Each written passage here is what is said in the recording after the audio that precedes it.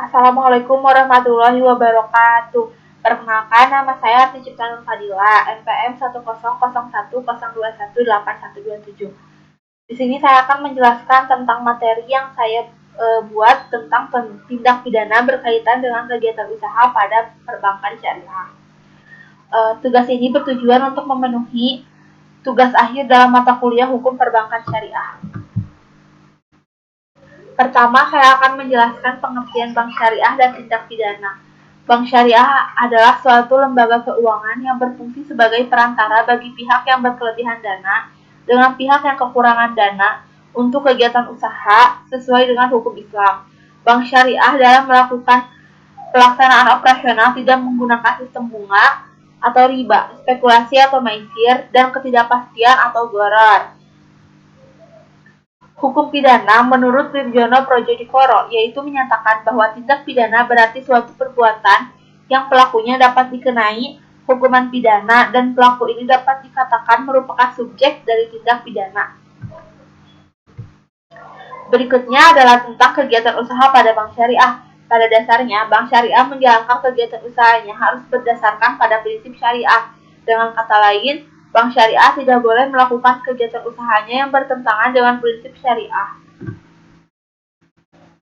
Bank syariah wajib melakukan kegiatan usahanya meliputi penghimpunan dana, melakukan penyaluran dana, memberikan jasa-jasa, dan melakukan kegiatan yang lazim dilakukan oleh bank sepanjang disetujui oleh DSN atau Dewan Syariah Nasional.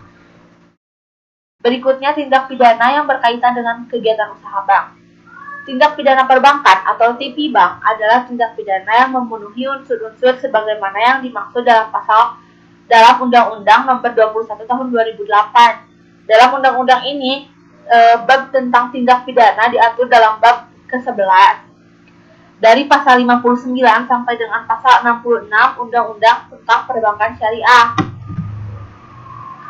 Berikutnya, tindak pidana yang berkaitan dengan kegiatan usaha itu diatur dalam pasal 63 Undang-Undang Nomor 21 Tahun 2008 dengan sanksi pidana dan denda dalam pasal 63 ayat 1, yaitu dipidana paling singkat 5 tahun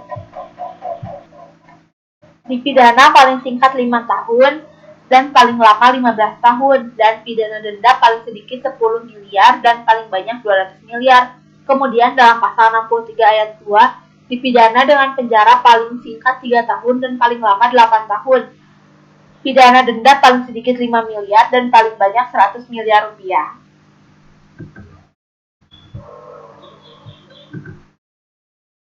Berikutnya, kegiatan usaha apa saja yang menimbulkan tindak pidana? Ada 5 kegiatan usaha yang dapat menimbulkan tindak pidana. Yang pertama adalah membuat atau menyebabkan adanya pencatatan palsu. Yang kedua, menghilangkan, tidak memasukkan, menyebabkan tidak dilakukannya pencatatan. Yang ketiga, mengubah, menggugurkan, menyembunyikan, menghapus, dan menghilangkan pencatatan atau dengan sengaja mengubah, menggugurkan, menghilangkan, menyembunyikan, atau merusak pencatatan pembukuan tersebut.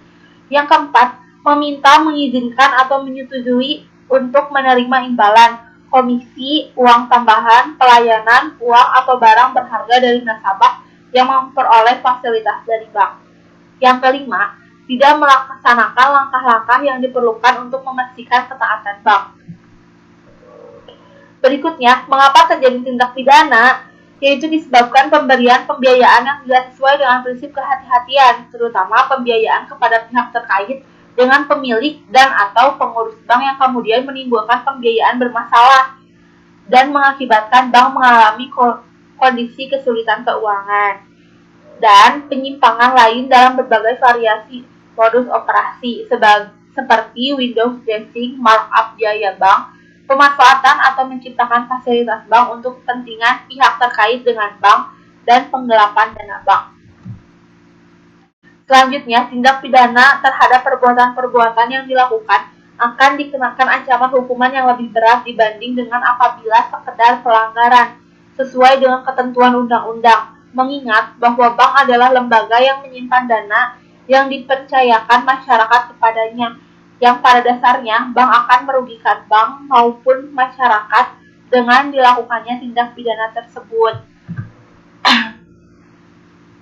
Selanjutnya ada tips bagaimana cara menghindari agar tidak terlibat dalam tindak pidana dalam kegiatan usaha bank. Yang pertama, jangan mudah tergiur dengan produk yang ditawarkan.